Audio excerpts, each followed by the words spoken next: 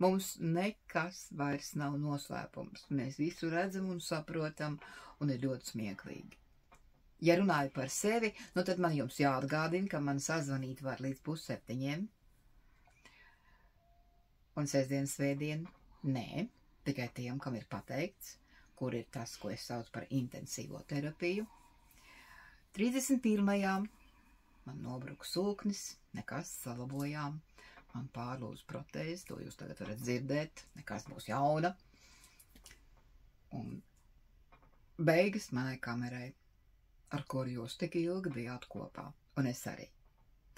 Nu labi, bet vēl jau ir telefoni, un man ir draugi. Tā kā viss jau notiek.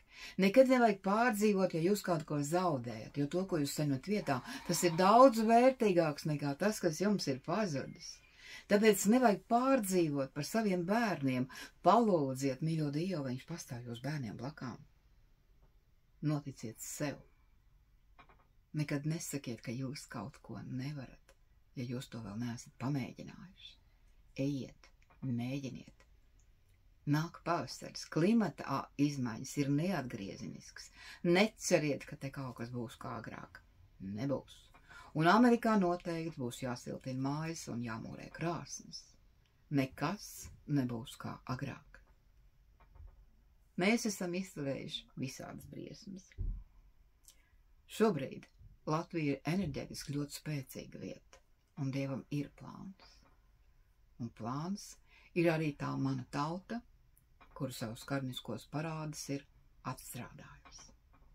To, ka mums ir brīnišķīgi dakteri, mums ir fantastiski zinātnieki.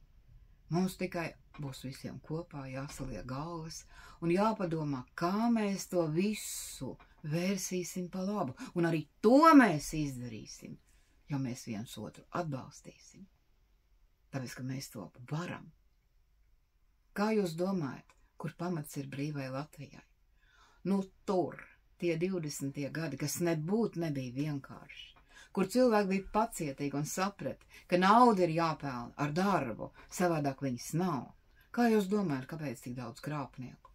Nu, tāpēc, ka es saprotu, ka jauns nav prāta un pieredzes, bet ja veci cilvēki domā, ka nauda krīt no debesīm neko nedarot, tad tā ir muļķība.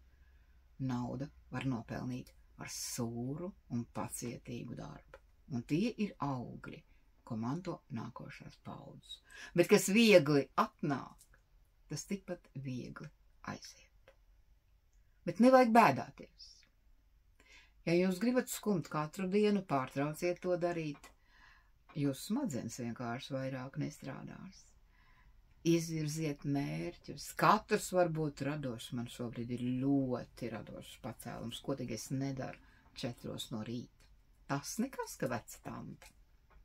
Manam mirušam vīram bija teiciens, tas nekas, ka vecs. Galvenais, ka labi lec. Nu, tā var lekt, tikai ar jēgu, protams. Tas, kad ir grūti pieņemt savus gadus, nu jāpieņem. Un tad jau nemaz tik traki nav. Bet jaunajiem var novēlēt, lai viņi mācās un dara. Dara un mācās. Un galvenais šodien, lai tā mūsu tauta pastāvētu, ir jālasa grāmatas, lai prastu runāt. Un ar to man ir kauns. Un es domāju, ka daudziem ir kauns par to, ka neprot runāt.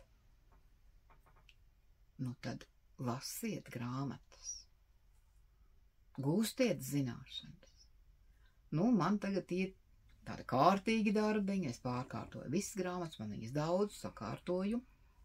Arī šeit man viņas ir, man plaukti. Nu, paskatos. Vau, cik labi man ir par aktieriem. Nu, par tiem, kuru vairs nav. Šodienas aktieriem es pat uzvārdus nevaru atcerēties. Man neviens neiekrīt prātā. Un sirdī arī ne. Varbūt mums kaut kas ir pa daudz? Droši vien. Jo būs jāatcerās, cik pat mēs esam daudz. Cik mums ir no tautas tie cilvēki, kas operā var biļetes samaksāt un līdz operai aizbraukt. Viņi tur augšā domā, nē, nu viņiem tas viss kārtībā. Nekā nebija. Jā, kultūra tautai ir vajadzīga, bet tautai ir vajadzīga arī tautas teātri. deju kolektīvi, kori, lai būtu vieta, kur pulcēties, un nevis šobrīd domāt par dalības maksu dziesmu svētkos. Ir kā pašvaldība būt valstī ienaidnieks, un valsts pašvaldībā ienaidnieks. Atkal jauc gaisa kāds. Mēs to nedrīkstam pieļaut. Nevienam naidu celt un gaisa jaukt.